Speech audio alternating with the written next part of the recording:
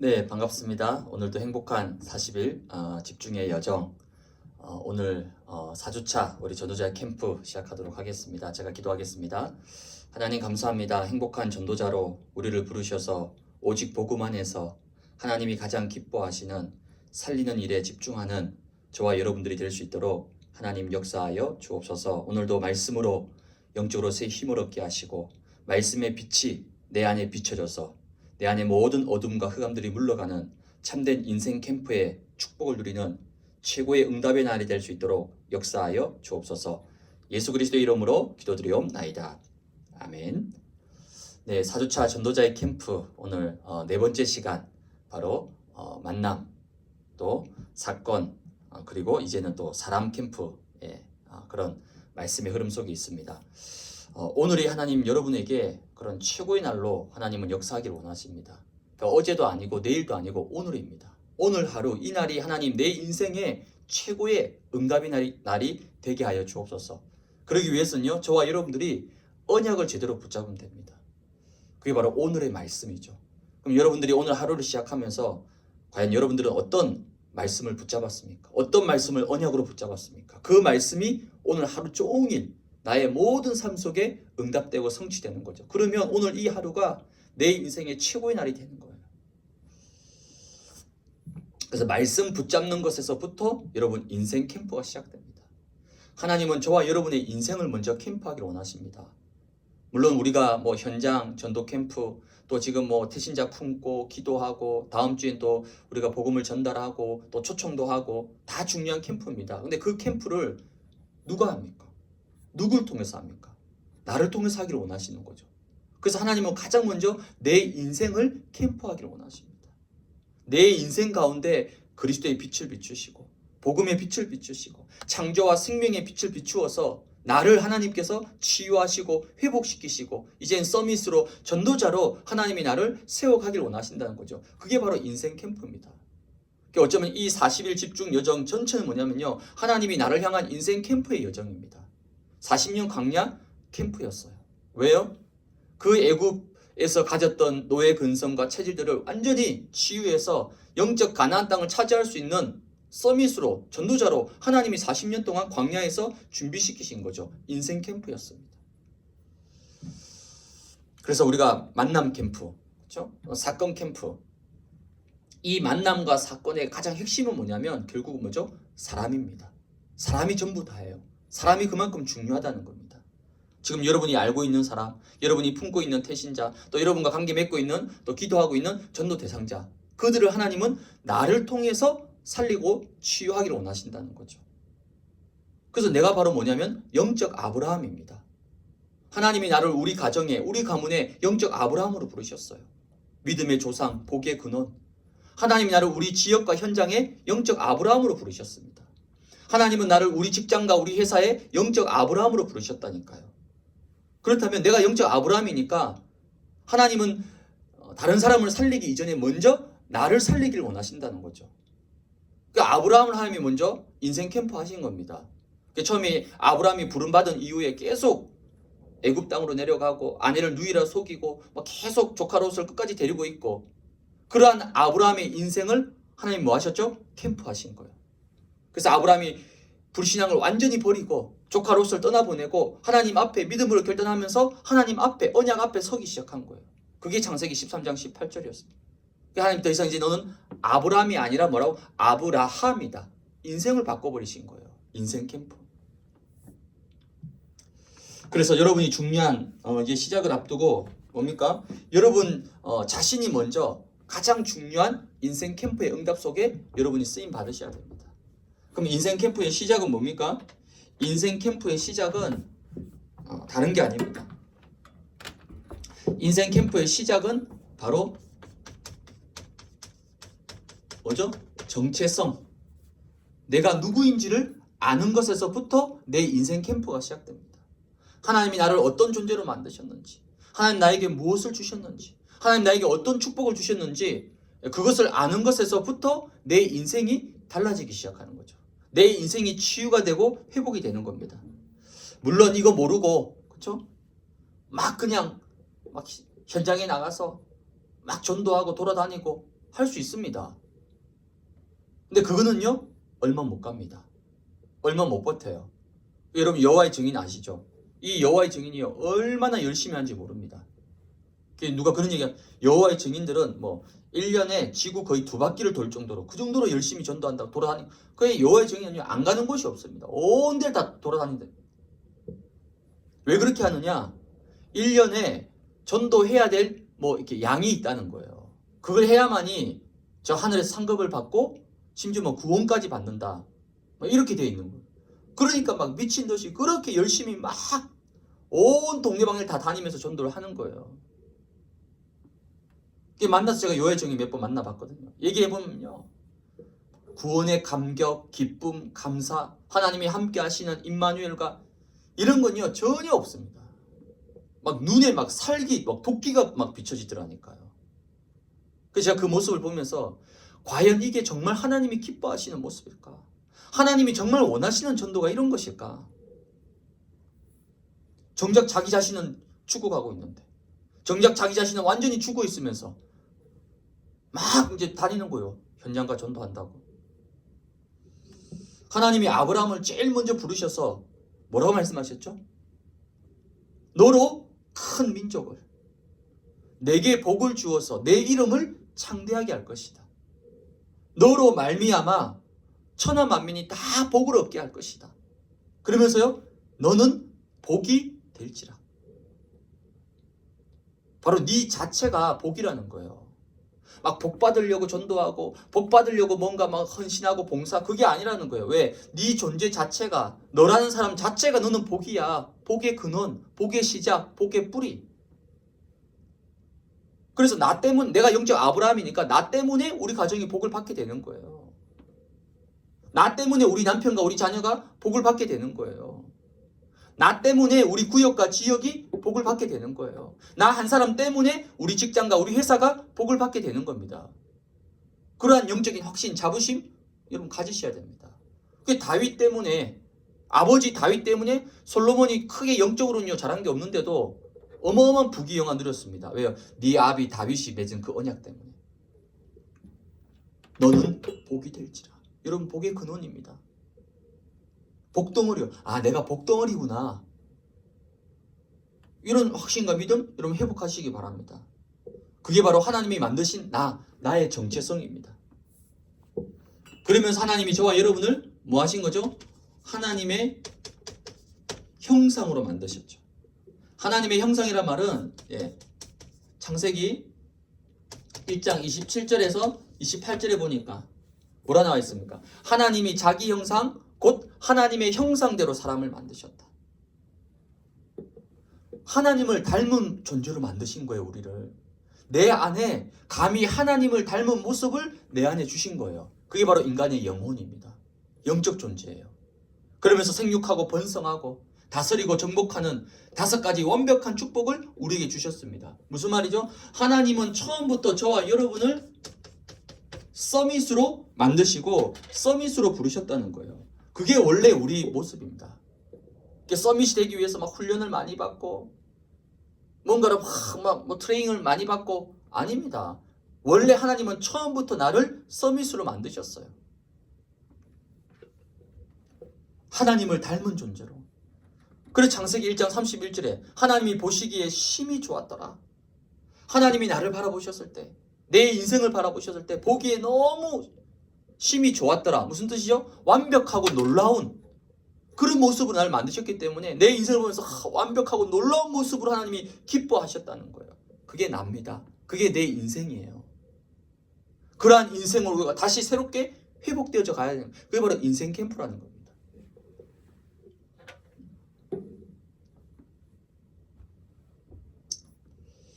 그래서 우리가 비록 세상적으로 우리가 금수저, 그렇죠? 세상적으로 세상의 서밋은 아닐 수 있습니다. 근데요, 그거하고는 비교조차 할 수 없는 어마어마한 하나님을 닮은 형상, 서밋으로 나를 만드신 거예요. 그러면서 저와 여러분에게 뭘 주셨죠?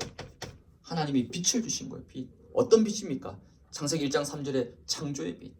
모든 어두움, 혼돈, 공허를 완전히 무너뜨리는 요한복음 1장 4절에 생명의 빛. 하나님의 영광의 빛을 우리에게 비춰주신 거예요. 그러면서 에베소서 5장 8절에 보니까 주 안에서 너희는 빛이다. 주 안에서. 원래 우리가 빛이 아니었죠. 원래 우리가 어두움에 있었습니다. 흑암 가운데 있었어요. 캄캄함 속에 있었습니다. 근데 우리를 그 어두운 데서 우리를 불러내시고 건져내셔서 이젠 주 안에서 빛이라 빛의 자녀로 우리를 삼으신 거예요. 그러니까 여러분이 여러분 가정의 빛입니다. 빛이 있으면요 절대 어둠 흑암 못 이깁니다. 어떻게 어둠과 흑암이 빛을 이깁니까? 지금까지 단 한 번도 역사상 어두움이 빛을 이긴 적이 없습니다. 내 안에 여러 가지 상처, 내 안에 여러 가지 아픔, 내 안에 여러 가지 연약함들, 남들에게 말 못하는 영적 문제, 여러 가지 어려운 현실과 문제들 괜찮아요. 그 모든 것이 내 안에 있는 빛을 이길 수 없습니다. 내 안에 있는 그리스도를 이길 수가 없다니까요.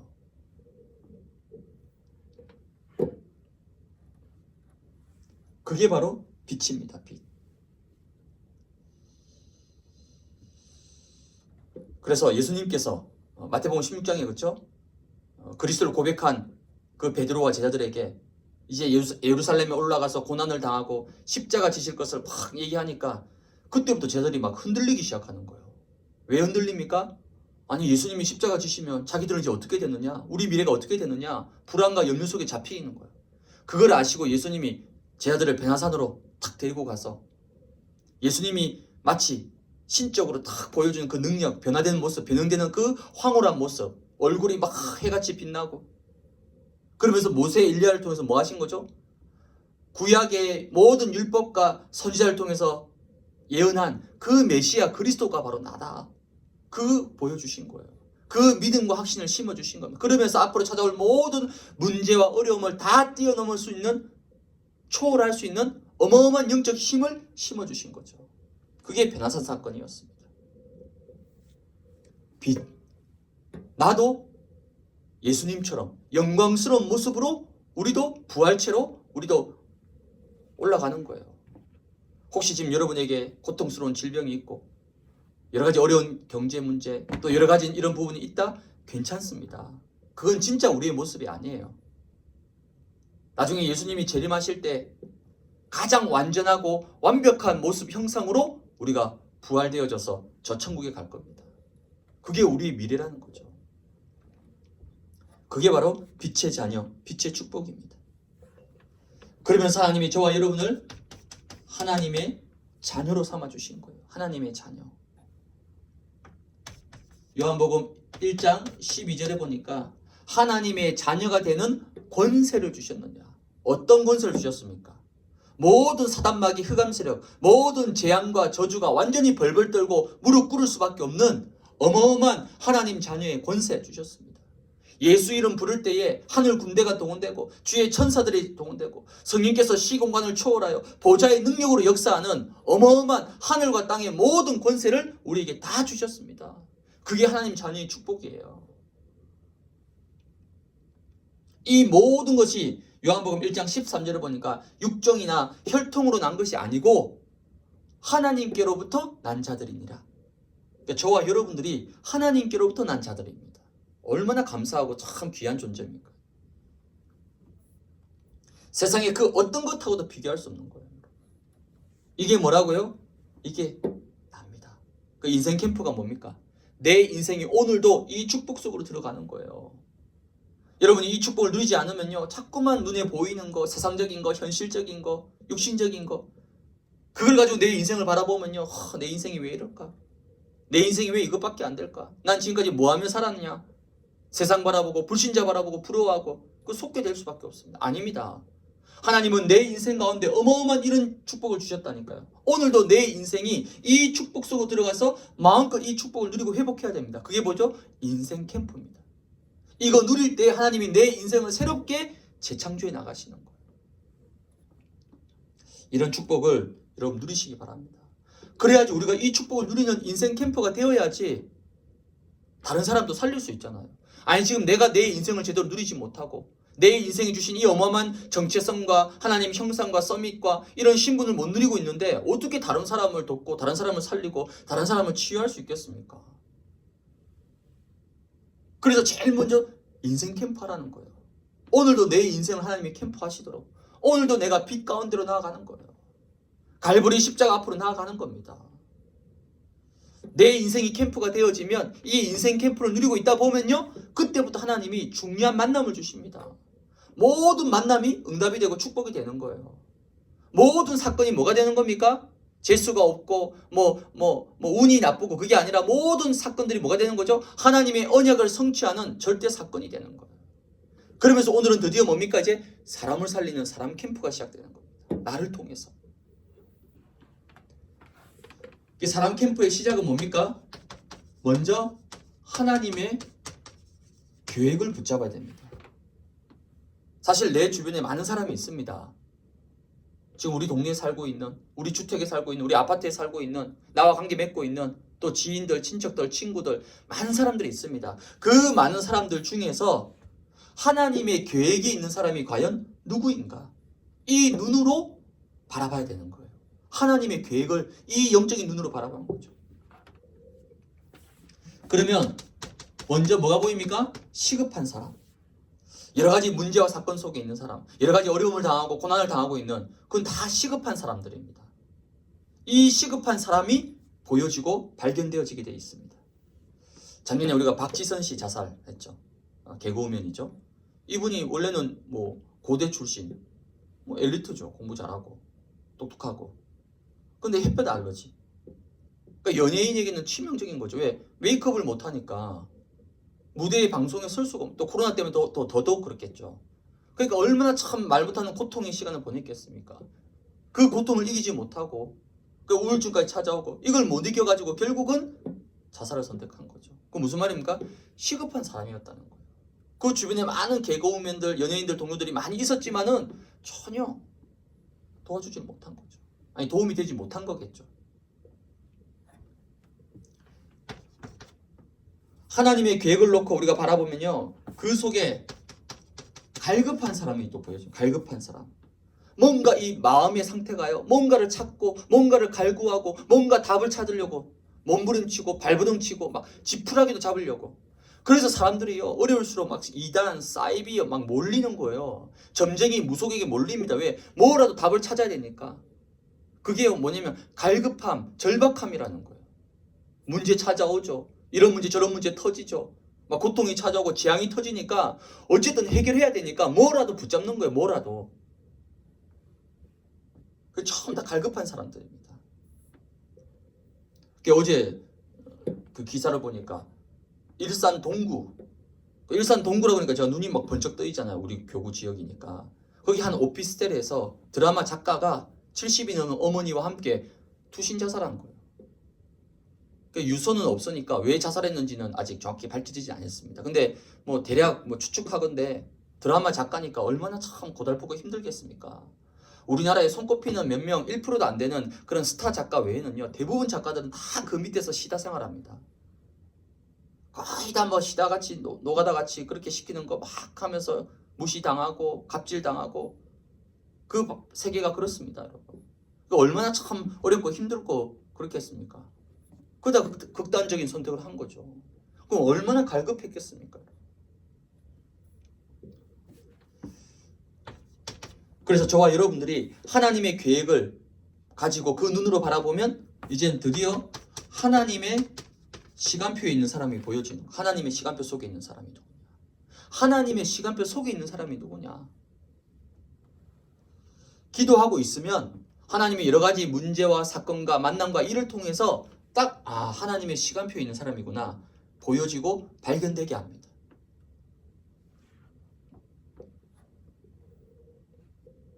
이 하나님의 계획을 가지고 여러분이 한번 딱 바라보세요. 두 번째는 하나님의 계획을 가지고 바라보다 보면 분명히 이 속에 관계되어 있는 사람들이 어느 정도 발견되어지고 보여집니다. 그럼 그 사람들을 놓고 두 번째는 뭘 하냐면 영적으로 분석을 하는 거예요. 왜냐하면 영적으로 정확하게 진단을 하고 파악을 해야만이 그 사람에게 꼭 필요한 정확한 답과 도움을 줄 수가 있잖아요. 그럼 어떻게 영적으로 우리가 분석해야 되느냐? 영적인 눈으로 바라봐야 되는 거예요. 영적 눈으로 바라봐야 됩니다. 영적 눈이라는 것은 뭐죠? 이 창세기 3장의 눈. 창세기 3장은 뭐죠? 유일한 문제입니다. 그 사람에게 여러 가지 많은 문제가 있는 것 같죠? 개인 문제, 가정 문제, 건강 문제, 뭐 질병 문제, 돈 문제, 기타 등등 미래 문제, 많은 문제들이 있습니다. 근데 그 문제가 왜 왔냐는 겁니다. 왜 질병이 찾아오고, 왜 고통이 찾아오고, 왜 그 문제가 찾아왔는지 그 문제의 근원, 뿌리를 불신자들은 전혀 모릅니다. 근데 창세기 3장의 눈으로 딱 보면요, 유일한 문제입니다. 수많은 문제가 있는 것 같지만 아니에요. 한 가지 문제입니다. 이 한 가지 문제 때문에 그 건강과 그 돈과 그 현실과 그 모든 게 문제로 찾아온 거예요. 유일한 문제, 창세기 3장. 문제가 하나니까 이 하나의 문제를 풀 수 있는 답도 하나입니다. 그 답이 뭐죠? 바로 복음입니다. 예수 그리스도. 유일한 해답입니다. 여러분이 유일한 문제, 유일한 해답, 이 두 가지 눈으로 딱 그 사람을 바라보시기 바랍니다. 그러면 영적으로 정확하게 진단되고 파악될 수밖에 없어요. 이 속에서 뭐가 나오는 거죠? 이 속에서 이제 불신자 6가지 상태, 12가지 문제가 다 보여지게 되는 거예요. 대부분 다 여기 걸려 있습니다. 예외가 없어요. 다 한 가지, 두 가지, 아니 여러 가지 다 걸려 있습니다, 여러분들. 정확한 영적 진단인 거죠. 이렇게 영적인 눈으로 바라보면 그 사람이 가지고 있는 지금 현재 정확한 영적 상태도 보여지고 발견되어집니다. 어떤 영적 상태냐? 에베소서 2장 1절에 보니까 허물과 죄로 죽었던, 허물과 죄로 죽어 있다는, 그러니까 영적으로 완전히 죽어 있다는 거야. 두 눈 벌 뜨고 다 살아가고 있지만 그건 육신적인 거예요. 영적으로 봤을 때는요, 죽어 있다는 겁니다. 그래서 아무리 복음을 얘기하고 신앙을 얘기하고 영적인 것을 얘기해도요, 그 말을 못 알아듣는 거예요. 왜요? 영이 죽어 있으니까. 하나님을 떠나 있으니까 영이 죽은 상태죠. 여러분, 시체에게 아무리 얘기하고 설명해 보십시오. 시체가 알아듣습니까? 못 알아들어요. 그러니까 그런 부분에 우리가 너무 막 답답해하거나 뭐 그럴 필요 왜? 당연한 겁니다. 영이 죽어 있으니까. 사단에게 잡혀 있으니까. 그 영이 사단과 흑암에게 잡혀 있으니까 이거를 못 깨닫는 거죠. 그래서 빛을 자꾸 비춰야 된다는 거예요. 빛을 자꾸 비춰야만이 그 사람을 잡고 있는 어둠과 흑암이 물러가고 깨어진다는 겁니다. 마태복음 4장 16절에는 보니까 흑암에 앉은 백성이 큰 빛을 보았고 사망의 땅과 그늘에 앉은 자들에게 빛이 비추었도다. 흑암에 앉아있는 상태, 흑암에 지금 앉아있다는 거예요. 사망의 땅과 그늘에 완전히 앉아있는, 그게 그들의 상태입니다. 지금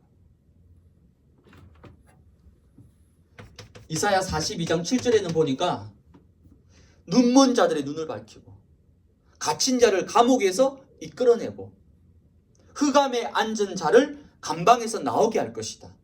눈먼 자들, 갇힌 자들, 흑암에 앉은 자들, 그게 바로 그들의 영적 상태입니다. 겉으로 봤을 때는 아무 문제 없는 것 같고 다 포장하고 삽니다. 다 문제 없다고 그래요. 괜찮다고 그래요. 다 속이고 있고 다 거짓말하고 있는 겁니다.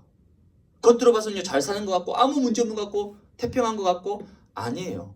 조금만 이 창세기 3장과 복음의 눈으로 한번 바라보십시오. 반드시 이 12가지 문제, 불신의 역대 상태 속에 잡혀있고 걸려져 있습니다. 그걸 단지 감추고 있고 숨기고 있는 거예요. 포장하고 있는 겁니다. 영적인 눈으로 볼 때 그 사람의 영적 상태가 정확히 보여지게 되는 거죠.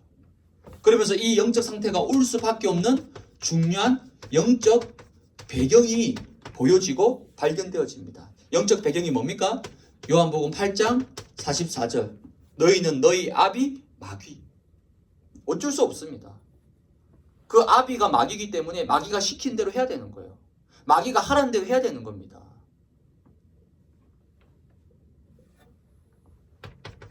로마서 8장 2절에는 죄와 사망의 법 아래에 있는 거예요. 죄와 사망의 법. 그래서 자꾸 우한 질고 문제, 사건 계속 찾아오는 거예요. 그렇게 착하고 바르고 열심히 성실을 사는데도 계속 문제, 어려움 찾아오는 거예요. 왜? 죄와 사망의 법 아래에 있기 때문에.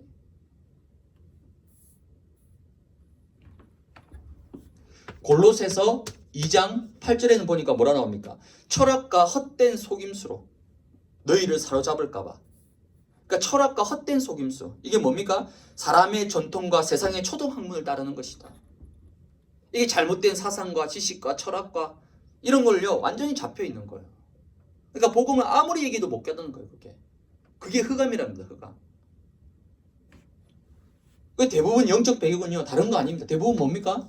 거의 우상 배경입니다. 우상 배경. 그 우상이 뭡니까? 거의 귀신 배경이라는 게 귀신 배경. 우리나라 문화 자체가 우상 문화입니다. 옛날부터 뭐 달에다가 물 떠놓고 빌고 신주 단지 모시고 있고 뭐 지금도 마찬가지입니다. 뭐 특정한 형상 만들어서 빌고 엎드리고 절하고 다 우상 문화, 귀신 문화입니다. 그 배경 속에서 자랐습니다. 아니면요 주로 종교입니다. 종교는요 완전 흑암 종교예요. 사단이 완전히 잡고 있는 흑암 종교입니다. 그 우리나라는 주로 뭡니까? 불교. 열에 뭐 4-5명은 다 불교죠. 아니면 뭐 유교 뭐 이런 거. 뭐 천주교도 좀 있겠죠. 다 뭡니까? 흑암 종교예요. 이 종교에 잡힌 사람들이요 결코 쉬운 사람들이 아닙니다. 그만큼 흑암이 강하게 그 사람을 잡고 있는 거예요.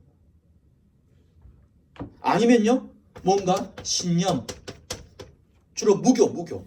자기는 아무것도 안 믿는다. 사실은 그게 가장 무서운 신념입니다. 하나님을 대적하는, 하나님보다 높아진 자기 사상과 이론이라는 거죠. 이 모든 흑암과 저주의 세력들이 다 그 사람들을 지금 둘러싸고 있다는 거예요. 이걸 우리가 영적으로 정확히 알아야만이 뭐 할 수 있습니까? 세 번째 뭐 할 수 있죠? 영적으로 중요한 답을 줄 수 있는, 그러니까 영적으로 처방을 할 수 있는 거예요. 그 사람에게 맞는 답을 줄 수가 있는 거죠. 여러분 약국 많죠? 주변 동네에 약국이 막 수없이 많습니다. 근데 똑같은 겉으로는 비슷하게 보이는데요. 다 같은 약국이 아니더라고요. 어떤 약국은 보니까 사람이 막 줄 서 있어요. 어떤 약국은요 팔이 날립니다. 왜 그렇죠? 줄 서는 약국은요 약 처방이 달라요. 아니 똑같은 다 비슷한 약일 거 아닙니까? 근데 그 사람 그 환자에게 맞는 약을 정확하게 처방해 주는 거예요. 그러니까 쉽게 말하면 약이 잘 듣는다는 거예요. 그러니까 사람들이 줄 서는 거예요. 이만큼 영적 처방이 중요하다는 거죠. 그러니까 우리에게는 이미 정확한 답, 분명한 답을 가지고 있습니다. 우리가 영적 의사니까. 그래서 영적인 처방 첫 번째는 뭡니까? 가장 확실한 거죠. 여러분들이 직접 선포하는 겁니다. 이게 가장 확실한 방법이에요. 그러니까 복음은 선포하는 겁니다, 여러분. 근데 복음을 자꾸만 우리가 이해시키려고, 설득시키려고, 물론 이해시키는 게 필요할 수 있습니다. 근데 복음은 영적 사실이기 때문에 하나님 주신 거기 때문에 뭔가 이해시키고 설득시켜서 막 끈질기게 막 설득해가지고 막 해내. 그렇지 않습니다. 복음은 선포하는 거예요. 선포할 때 그 사람에게 있는 흑암이 꺾입니다. 선포할 때 그 사람을 잡고 있는 여리고성이 무너지는 거예요. 이게 복음은 선포입니다, 여러분. 그 사람이 알아듣든 알아듣지 못하든 이해하든 이해하지 못하든 관계없어요. 무조건 복음은 선포하면 되는 겁니다. 그래서 꼭 뭐 영접까지 가지 않더라도 또 우린 자꾸 뭐 한 번에 한 방에 뭐 딱 그 사람을 끝내려고 아닙니다. 비록 영접하지 않았더라도 이 복음의 빛 앞에 선포된 복음과 그리스도의 빛 앞에 어마어마한 그 사람을 잡고 있던 흑암의 권세가 무너지고 서서히 꺾이게 되는 거예요. 그래서 다음번에 딱 만나볼 때 보면요 그 사람을 잡고 있던 흑암이요 상당히 많이 꺾여 있는 모습을 보게 됩니다. 왜요? 복음의 빛이 비쳤기 때문에, 그리스도의 빛이 비쳤기 때문에. 그래서 선포가 중요한 거예요. 선포. 그래서 뭐 이해시키려 하지 말고요. 뭐 이 사람이 알아들을까? 이 사람이 이 단어를 이해할까? 그건 다 인간적인 우리의 생각입니다. 복음을 이해해서 받아들이면요 이 세상에 몇 사람이 복음을 이해하겠습니까? 복음을 이해하는 게 아닙니다. 하나님의 은혜로 받아들이는 거예요. 믿고 믿으면 이해되어지는 거예요. 근데 이해하고 믿으려고 그러면요 못 믿습니다. 그래서 복음은 뭐죠? 무조건 선포하는 거예요. 선포할 때 흑암이 꺾이고 선포할 때 사단의 권세가 깨어지게 되는 거예요. 그래서 영접은요 100% 하나님 절대 주권입니다. 영접은 하나님의 100% 시간표예요. 우리가 하는 게 아닙니다. 내가 뭐 말을 잘하고 내가 설명을 잘하고 성경 구절을 다 갖다 대가지고 아닙니다. 영접은 100% 성령의 역사입니다. 여러분이 미리 선입견과 편견을 가질 필요가 없어요. 이 사람은 안 받아들일 거야. 이 사람은 영접 안 할 거야. 이 사람은 이해 못 할 거야. 그건 완전 우리 생각이에요. 그렇지 않습니다. 성령의 역사를 우리가 어떻게 판단할 수 있습니까? 우리가 할 일은 뭡니까? 그냥 복음을 선포하는 거예요. 그 이유는요 다 100% 하나님이 하실 일입니다. 우리가 관여할 바가 아니라. 그럼 두 번째는 뭡니까? 두 번째는 간접으로 이제 전달하는 겁니다. 어쩌면 이제 여러분들이 가장 이제 선호하고 여러분들이 가장 막 추구하려고 하는 형태죠. 간접 전달. 이게 간접 전달은 뭡니까? 이제 영상, 그래서 영접 메시지 지금 이제 이번 주에 촬영해가지고 지금 편집 작업을 하고 있습니다. 그래도 불신자들이 볼 거니까 조금 그래도 좀 이렇게 잘 볼 수 있도록 이렇게 좀 편집을 해야 되잖아요. 그래서 아마 지금 예상은 빠르면 월요일, 늦어도 화요일 전까지는 영접 메시지 영상을 제가 다 이렇게 올려드릴 겁니다. 그럼 그거 가지고 여러분이 그동안 기도해 왔던, 품어왔던, 또 초청하고자 하는 사람들에게 그걸 딱 보내주시면 되는 거예요.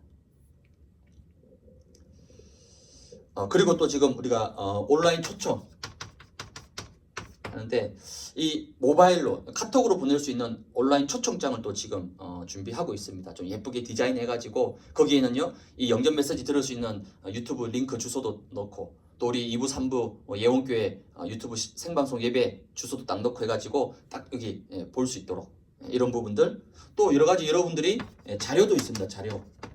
자료라는 건 이제 전도지, 그렇죠? 우리 교회 5층 교육자실에 오시면 전도지 준비되어 있습니다. 아니면요 중직자 편지라든지, 또 아니면 뭐 책도 있잖아요.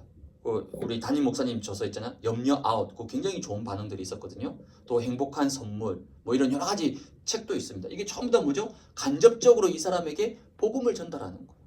내가 기도하다 이걸 딱 하면요 성령께서 여기 역사하시게 되는 거죠. 그래서 이번 온라인 초청은 뭐냐면요, 여러분들이 그 대상자가 지금 기도하고 있는 그 초청 대상자가 이제 우리 2부 3부 예배 온라인으로 드릴 수 있도록 여러분이 그 집에 가서 함께 예배를 드렸든지, 아니면 그 사람을 내가 있는 집으로 초대를 하든지, 아니면 다른 장소로 초대하든지, 이제 그렇게 해서 우리가 온라인 예배 함께 드릴 수 있도록 초청을 지금 하려고 하는 겁니다. 세 번째는 뭡니까? 세 번째는 이제 관계를 형성하는 거예요. 예를 들어서 이제 뭐 직접 복음을 선포하든 아니면 간접적으로 뭘 전달을 했는데도 뭐 이 복음을 거부하거나 또 복음 아직 이게 시간표가 아닐 수 있잖아요. 그 괜찮습니다. 거부하든 거절하든 전혀 여러분이 상관할 바 없고 괜찮습니다. 단지 아직 그 사람의 시간표가 아닌 거예요. 아니, 시간표가 아닌데 우리가 어떻게 그를 막 억지로 시간표를 만들어낼 수 있겠습니까? 절대 낙심할 필요 없습니다. 베드로전서 3장 9절에 보니까 악을 악으로, 욕을 욕으로 갚지 말고 도리어 복을 빌라.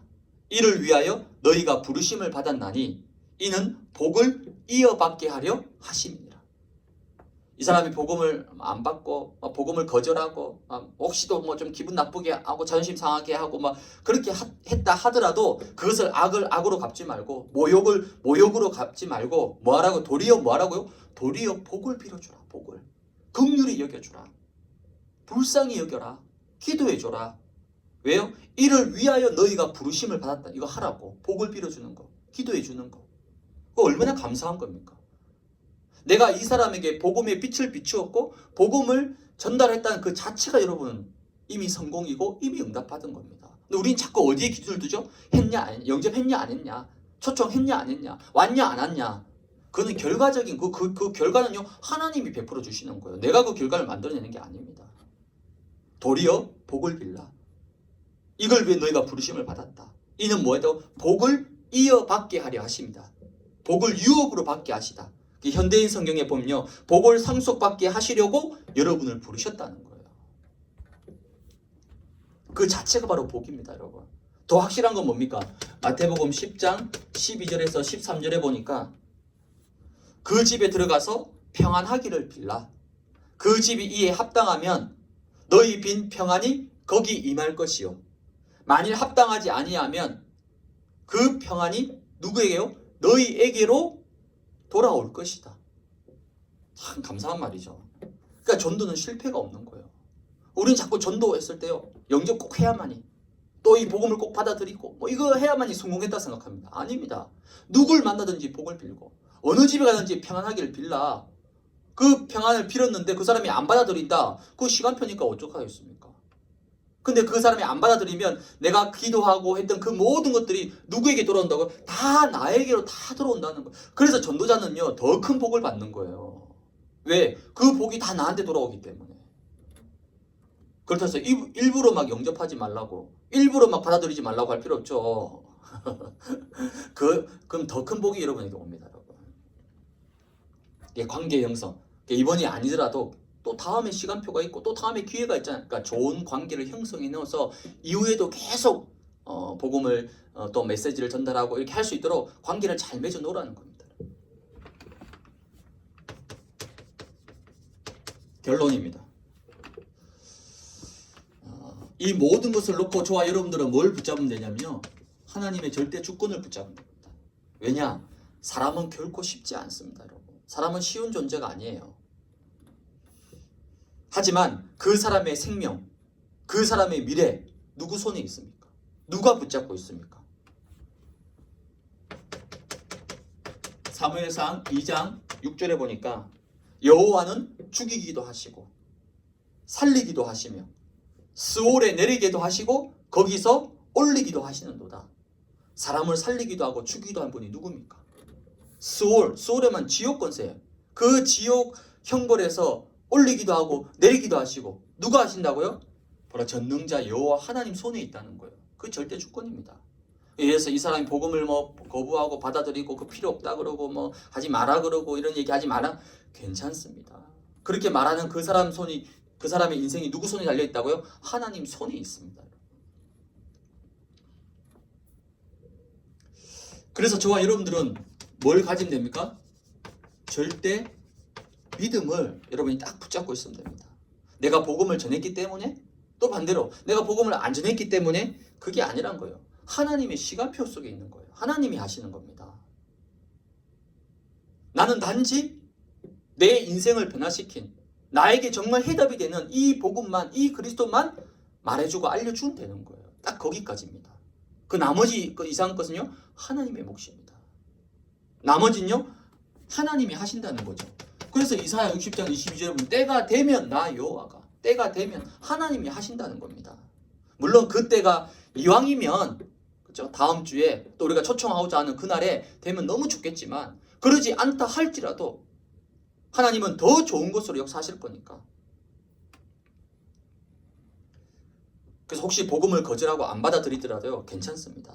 그래도라는 섬이 있죠. 그래도 복음만이 답입니다. 그리스도만이 해결책입니다. 다른 답은 없습니다. 거기에 대한 분명한 확신은 여러분 딱 붙잡고 있어야 됩니다. 그래서 에스겔 37장 3절에 보니까 하나님이 에스겔을 마른 뼈가 가득한 골짜기 환상을 보여주면서 에스겔에게 묻습니다. 에스겔아, 이 마른 뼈들이 능히 살 수 있겠느냐? 물어본 거예요. 이때 이제 대답을 잘해야 되는 거예요. 예를 들어서 아유 하나님, 마른 뼈는 죽은 뼈인데 이거 마른 뼈가 어떻게 삽니까? 그 말하면요, 하나님 앞에 불신앙하는 거잖아요. 또 반대로 하나님이 마른 뼈 살 수 있다고, 된다고, 그건 허황한 헛된 믿음일 수도 있습니다. 아니 죽은 뼈가 어떻게 살아납니까? 그래서 제가 보니까 이 에스겔이 아주 지혜로운 사람입니다. 정확하게 딱 뭐라 얘기하죠? 주 여호와여, 주께서 아시나이다.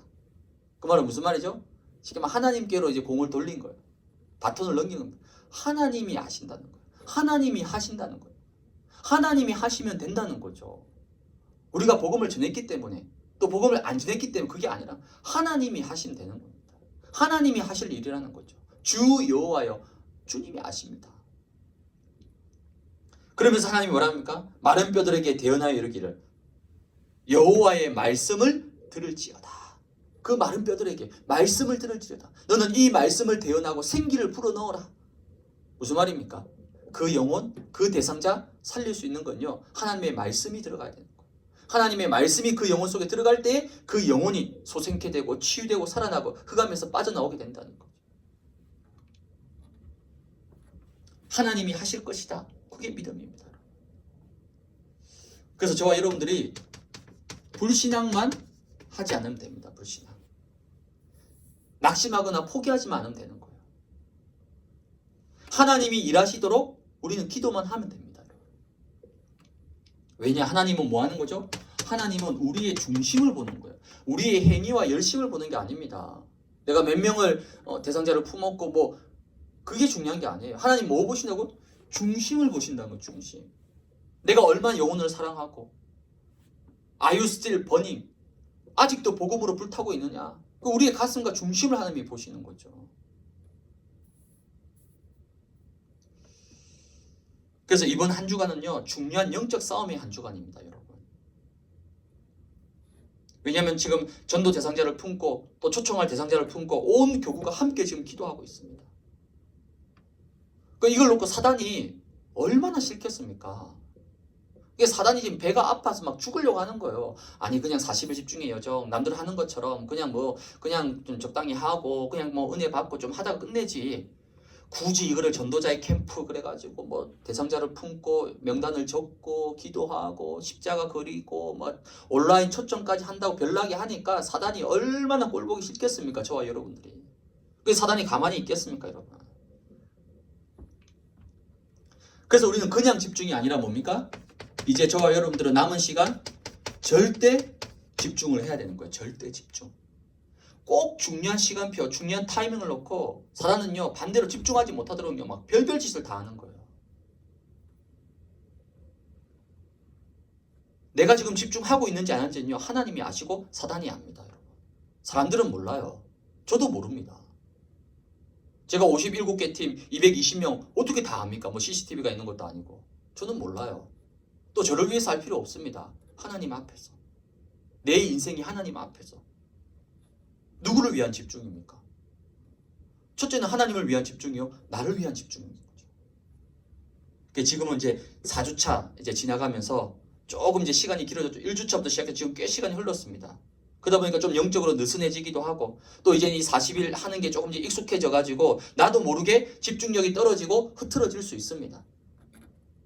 그리고 3주차까지는 막 치유, 서밋 막 이렇게 하면서 나를 집중적으로 회복하고 집중하고 치유 은혜 받으면서 쭉 이렇게 달려왔는데 좋은 흐름 속에서 왔는데 갑자기 4주차에 들어서면서부터 막 전도자의 캠프 그러면서 막 사건 캠프, 사람 캠프, 뭐 초청 대상자 명단 막 그러고 온라인 초청 그러고 그러니까 평소에 전혀 하지 않았던 이제 그런 일들을 하려고 하니까 좀 부담이 되고 막 명단 또 빨리 내라 그러고 막 그러니까 부담이 되고 불편할 수 있겠죠.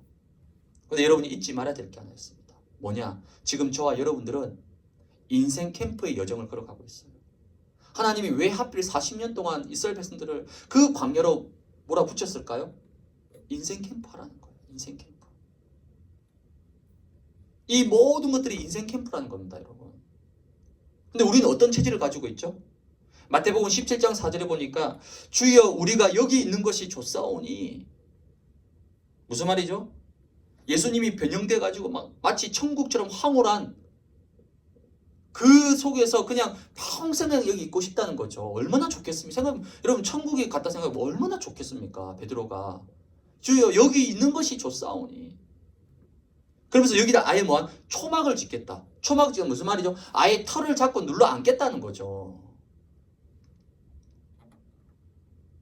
우리 뭐 1차 합숙 가면 얼마나 좋습니까? 3박 4일 동안 일단 밥 안 해. 밥 맛있게 나와. 앉아서 메시지 듣고 은혜만 받으면 돼. 거의 천국 같잖아요. 근데 거기서 1년 평생 살 수... 아니죠. 우리의 현장이 있잖아요. 우리의 삶이 있잖아요. 우리의 인생이 있잖아요. 살려야 될 곳이 있잖아요. 그래서 제자들이요 40일 동안 감람산에 있다가 결국 예루살렘으로 내려온 거예요. 그게 하나님의 뜻이라는 거죠.